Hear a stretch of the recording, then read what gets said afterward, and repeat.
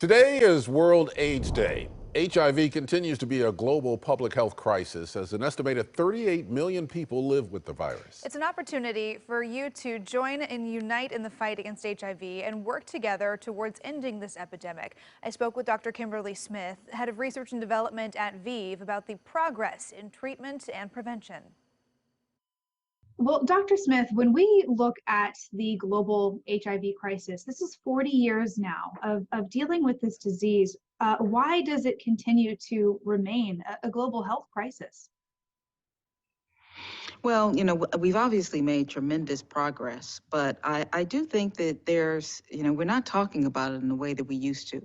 And I think that if we're not talking about it and we're not educating, we're not using all of the tools that we have to get us to the end of the epidemic. So, I'm glad we're talking about it today. I think World AIDS Day becomes a great opportunity to re-trigger that energy and that fire around getting to the end of the epidemic.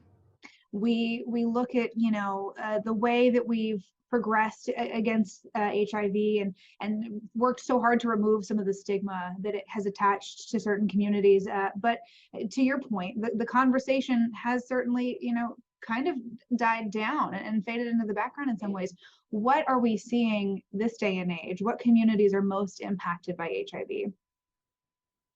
Well, it's not changed dramatically.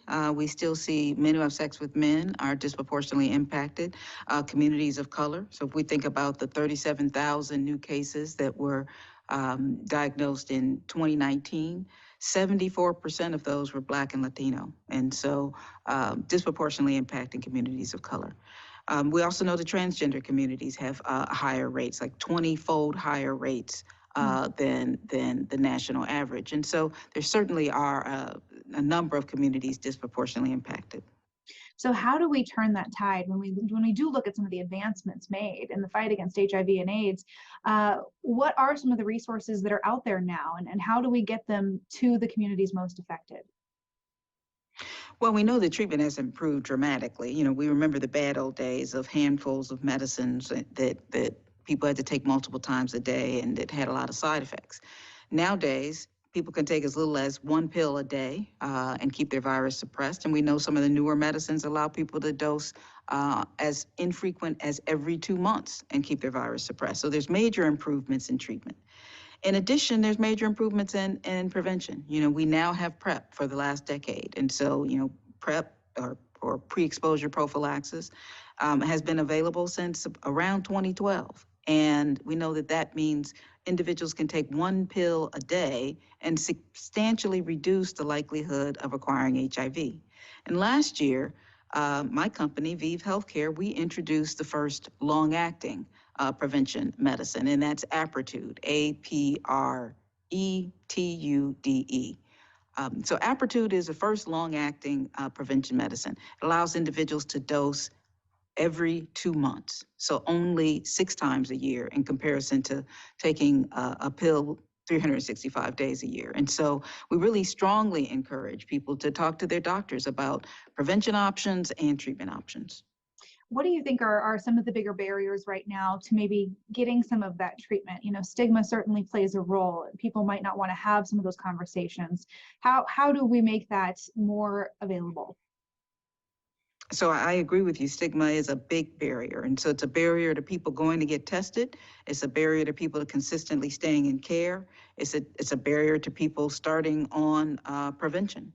And so we need to address stigma. And I feel like us talking about this all the time, not just on World AIDS Day, but actually talking about this, at the kitchen table, or Thanksgiving and Christmas, so that we talk about this and really normalize HIV, and that people are living with it, living well with it, living long, healthy lives. We want to be able to have people feel like they don't need to stay in the closet or be concerned about getting tested, that testing leads to, if it leads to a diagnosis, there are great options for treatment. If individuals are HIV infected or living with HIV and on treatment, get their virus suppressed down to undetectable, then they don't transmit to their sexual partners. And so that's called U equals U, or undetectable equals untransmittable. That's a really important and empowering piece of information for people who are living with HIV. And then obviously the availability of PrEP, different types of PrEP, that is very effective, is a major way that we can make a big difference in decreasing the number of new cases. Well, it's certainly a great time to have some of those conversations today on World AIDS Day. Where can people go for more information if they want to learn more? I would refer people to Apretude.com. So that's APRETUDE.com.